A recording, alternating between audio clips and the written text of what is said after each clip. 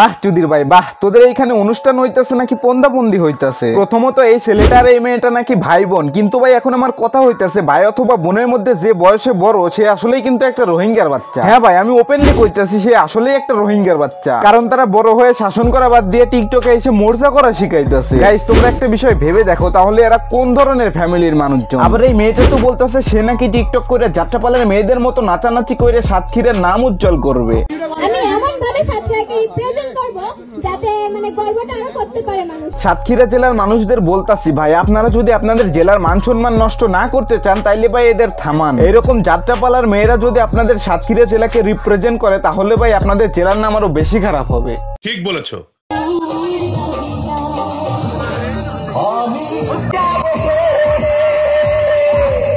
এখন আমার কথা হইতেছে এই যে একটা মহিলা, এই মহিলাটার কি জামাই নাই যে সে ওপেনলি এসে এরকম অশ্লীল কাজকাম করতেছে? এই ভিডিওটি দেখার পর একটা সাধারণ পাবলিক ভাবতেই পারে যে এটা টিকটকারদের মিলন মেলা নয়, এটা হচ্ছে মাদকদের মিলন মেলা। So hello everyone, welcome to my YouTube channel. Guys নিজের সেফটির জন্য কানে হেডফোনটা পরে নাও, হয়তো মুখ দিয়ে দু একটা ভালো কথা বের হয়ে যেতে পারে আমার। প্রথমে এই মেয়েটার ব্যাপারে তোমাদেরকে সবকিছু ক্লিয়ার করে দেই। এই মেয়েটা কিছুদিন আগে টিকটকে যে নাচানাচি করতো, তার দেখা দেখি তার মা এবং তার খালাও তার সাথে নাচানাচি করতো। ইভেন তারা কিছুদিন বাসার ভিতরে নাচানাচি করে টিকটকে ভিডিও আপলোড করতো। তারপরে তারা রাস্তায় গিয়ে পর্যন্ত নাচানাচি শুরু করলো। কিন্তু টিকটকে যে অশ্লীল অঙ্গভঙ্গিতে নাচানাচি করতে করতে তারা এমন পর্যায়ে চলে গেছে তারা এখন পাবলিকলি স্টেজে যে যাত্রাপালার মেয়েদের মতো নাচ গান করতেছে, এমনকি জড়াজড়ি করে ভিডিও চলাইতেছে। সো আগে ভিডিওগুলো দেখি, তারপর এদের নিয়ে কিছু সুন্দর সুন্দর কথা বলি।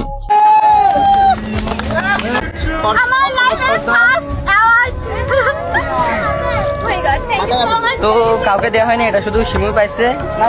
হ্যাঁ, শুধুমাত্র আমি পাইছি, আর কেউ পাই নাই।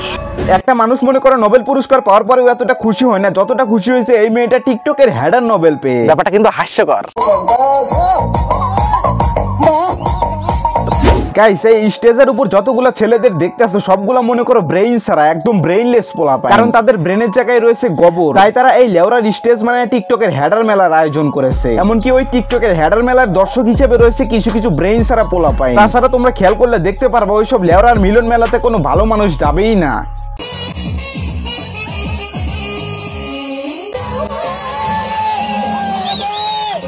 যেখানে একজন মা হয়ে নিজের মেয়েকে ভালো শিক্ষা দিবে, কিন্তু ভাই যেখানে ওর মাই ওকে পাবলিকলি স্টেজ কাঁপানোর জন্য সাহায্য করতেছে, এমনকি মা মেয়ে একসাথে স্টেজে উঠে অশ্লীল অঙ্গভঙ্গিতে নাচানাচি করতেছে, সেখানে ওদের কাছ থেকে আর কি আশা করা যায়? সো তোমরা ধরে নিতে পারো এই মেয়েটা ওর মায়ের কারণেই প্রতিবন্ধীর খাতায় নাম লিখিয়েছে, এমনকি প্রতিবন্ধী গ্রুপের নোবেল পর্যন্ত পেয়ে গেছে। যাই হোক গাইস, আজকের ভিডিও এই পর্যন্ত, দেখা হবে নেক্সট কোনো ভিডিওতে। আই হোপ তোমাদের ভিডিওটি ভালো লাগছে। ভিডিওটি ভালো লাগলে like comment share and subscribe করে দিও।